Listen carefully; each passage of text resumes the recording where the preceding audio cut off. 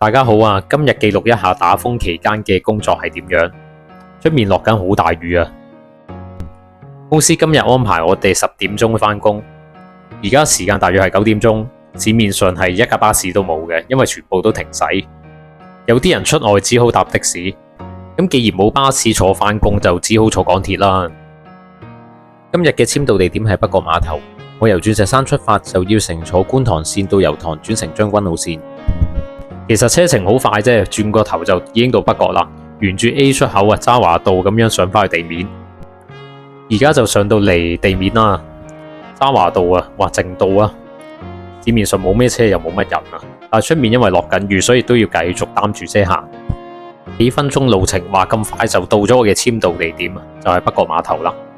嚟到第一件事，隨便揾架車着咗八達通拍卡簽到先，費事當我冇返工。時間啱啱好，早咗8分鐘簽到。喂，壓極都冇反應嘅，仲未得啊！終於得咗啦！暫定12點20分由北角碼頭往赤柱村。不過一切都係暫定嘅，因為要睇下嚟緊個風打成點。俾大家睇下北角碼頭總站啦，因為暫時都未有車開啊，所以總站係泊滿巴士㗎。小紅帶大家睇下後面嘅車坑啦。後面一樣都係泊滿唔同顏色嘅巴士喺度，哇！呢架仲要打斜牌喺度啊！成個場最細格嘅車呢，就係呢架巡邏車啦，不過就唔可以攞嚟載客。暫時未有車開，入去站長室請示下站長有啲咩指示先。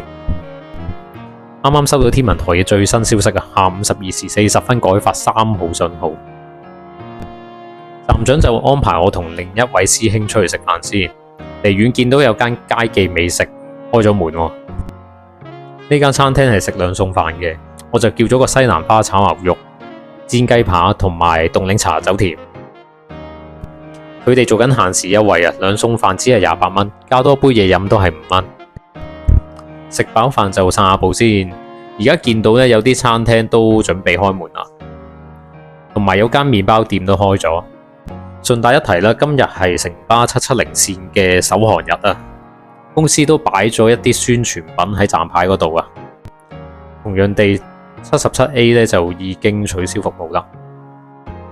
仲有另一條特快線啊，就係33X 啊。因為出面仲落住雨啊，所以我就決定入港鐵站嗰度避一避先。沿住呢一邊咁樣行呢，就唔使長時間開住把遮啦。又返嚟北角站 A 出口呢度啊，冇錯啊，頭先已經行過一次啦。趁住未夠鐘開車，有個地方我想去行一行先。呢個地方就係真好食。渣華道呢間分店個招牌仍然未改啊，仲係日本城 JHC。話仲有日本城字樣嘅膠袋啊，唔喺度幫襯佢買嘢換返個膠袋，真係對唔住自己。好啦，買完嘢之後都係時候返去北角碼頭總站啦。盡量揾一啲有頂嘅地方行啦，唔使長時間開車，所以就入去北角匯商場。呢隻特大玫瑰花鞋呢，以前係擺喺戶外嘅，其實都有1年幾嘅時間啦。如果我冇記錯的話，而家就擺咗喺商場入面咯。商場出口嘅另一邊呢，就係北角碼頭巴士總站啦。又返嚟呢一個熟悉嘅地方。而家去個洗手間先，你哋唔好跟住嚟啊，唔好偷影啊！因為天文台已經宣布咗12點40分改發3號信號，所以大家都要加油啊，準備開車。呢架4077會喺北角碼頭開12點40分頭班車，我就攞架4053準備C牌入去赤柱村。轉眼間就嚟到香港仔隧道巴士轉乘站，今日係呢個站嘅第一日啟用啊！再過多一陣間嚟到赤柱村巴士總站，陣間我要開嘅路線係65，經銅鑼灣前往北角碼頭。打風吹咗個雪糕筒出馬路啊，將佢放返上去行人路先。